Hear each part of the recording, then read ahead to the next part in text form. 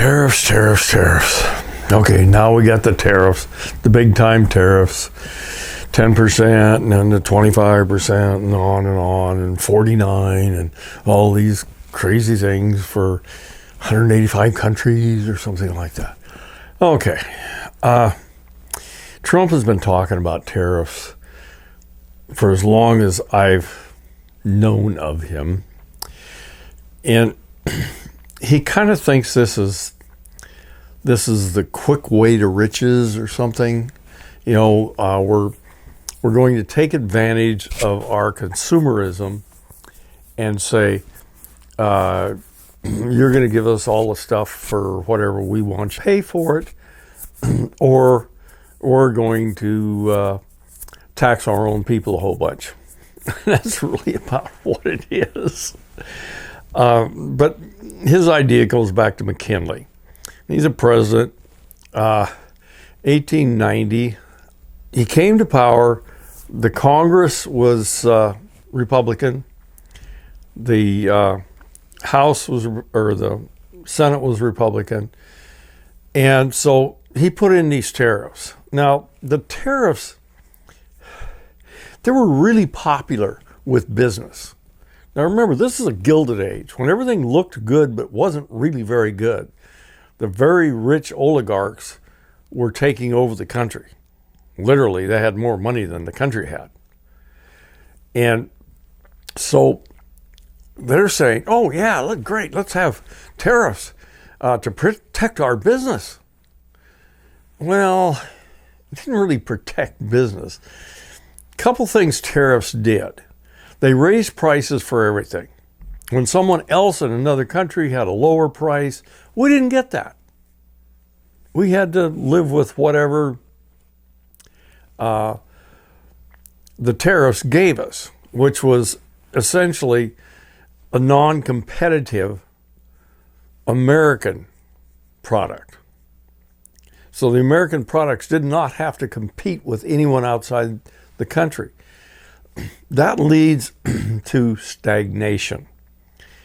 Good profits for the high end. I didn't see much of this profit stuff going on with the workers. They didn't get any of this, but the high end got lots. This is a kind of a standard thing that seems to go on here. Because business loves things that they can predict. If everything works, predictable, they can make their profits and so on. Products and services get better with competition from wherever it comes. You were looking at, my business is going to go down the tubes unless I do something. So you innovate. And Americans are pretty good at innovating. When these things came about, strong opposition by the Democrats. They thought this was terrible, and they were right. It was terrible. It was just a fat cat initiative for these people to make a whole bunch of money and to lock out competition that could affect their positions. Well, that's kind of what happened.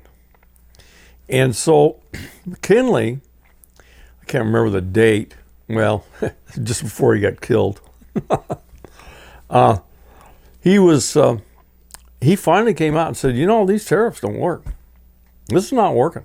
So the next day, I think he was shot and eventually died. So Trump likes to say, oh, this is the most greatest, wonderful thing. We can do this with tariffs. I got a couple of numbers here. Back in the 1890s, federal spending made up less than 3% of the GDP. Now it's 23% of the GDP. Now you can say, oh, government's just over fat and all that. But most of this, in fact, almost all of it, is health and human services, Social Security, Medicare, Medicaid, all these things that we've decided we weren't going to let retirees just die in the streets. Essentially, that's what we did for a long time. You got hurt, You got too old to do the work. They just fired your butt and you were out. And you got nothing. And the owner of the company says, well, why didn't you save money? Because he didn't make enough money to save any money. But now we have these safety net programs, and we're not getting rid of them. We're keeping it. So we have a lot more spending now than then. So what happens when, well, let's say the 2018 tariffs that Trump did? He said they're the greatest thing in the world. They brought back 47,000 businesses and all that. They did none of that stuff. There was a very tiny effect on manufacturing. There's a little bit more manufacturing, but there wasn't very much. And everybody had to pay. And it wasn't the fat cats that were paying as a percentage of their income, you know. You raise the price of steel and aluminum. That was one of the ones he did. All that did is raise the price of the products that people needed. So you didn't get anything. That was, I think the average was about $900 per year for price increases. Not terrible, but why? What was the point? It didn't do anything. It didn't help. Okay, here's the next big deal. When we start this tariff war thing, we start realigning everything. Not just us, everybody else does. They're saying, oh, the U.S. is not dependable anymore. What are we going to do? Well, they have several options. One, get us off the dollar. Go to another currency, because this currency is not stable. Okay, that would be bad for the U.S. Trade agreements throughout the world. I know a bit about agriculture, not a whole lot, but a bit. Agriculture, our products, like where I come from is wheat. These things they go all over the place. In fact, the wheat where I come from, none of it is used in the U.S. It's all exported. And so we have tried to build those markets over the years. We've sent trade people over there to say, what can we do to make this work for you? And so on like that. That just all got thrown in a cocked hat. It's gone now. Don't send your trade representatives over there because there's a trade war going on. And we're not going to be able to trade with these people anymore. Our farmers are going to be in deep shit. Of course, China's already tariffed our soybeans like they did in the last one. Most of the money that Trump's, he's going to get these $47 trillion or some damn thing off of these tariffs. Most of that money is going to go to farmers. And guess what? It ain't enough. The farmers, they lose the market. And farmers want market. They don't want the subsidy crap. They are going to lose big time because when the government actually gives them payments, the payments are way lower than what they lost. It happens to almost every one of these farmers that the payments just don't come up to it. They would rather sell their product on the open market. And they're not going to be able to. And we don't need anybody else's anything. We can have everything right here. Well, that doesn't work anymore. And it hasn't worked for a long time. We're the ones that built this trading system throughout the world. We were the prime movers of this. And it's worked really good. We've made a lot of money on this.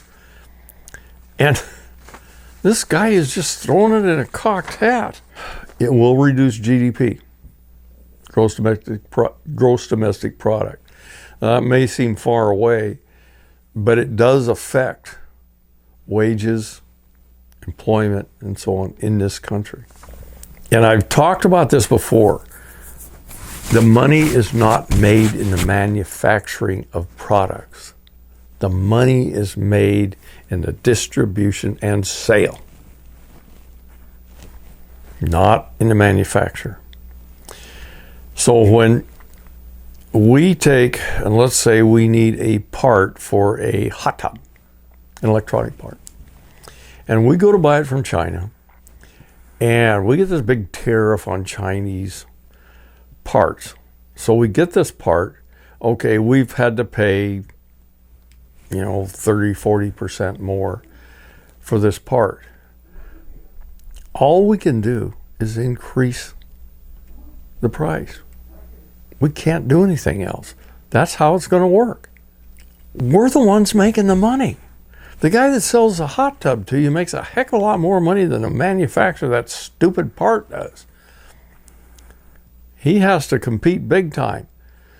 And this whole thing where we use these sub-assembly parts from all over the world, it's okay. This does work really good. I know Trump says, oh, what if we get in a war? We get in a frickin' war, a real war. The last thing we're going to worry about is sub-assembly of parts with atomic bombs blasting all over our heads. So that really doesn't wash. Is this, the title of this thing was, are tariffs a dead end? Yeah, they are a dead end. They reduce our competitive edge, because when you compete, you do better. They raise the prices for the people in the country, in the U.S. We have to pay more for the products, maybe a lot more, when it's silly that we do this. Because we can get these products where other countries can make them.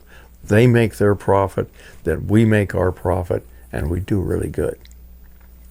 But the way this is happening, he is destroying the entire world economic system. And it's going to take decades to get this back, if we can ever do it. Everybody's going to realign now. China's talking to European Union. The Japanese are talking to the Chinese. Everything's just going to realign, and they're going to just lock us out. That's in this one.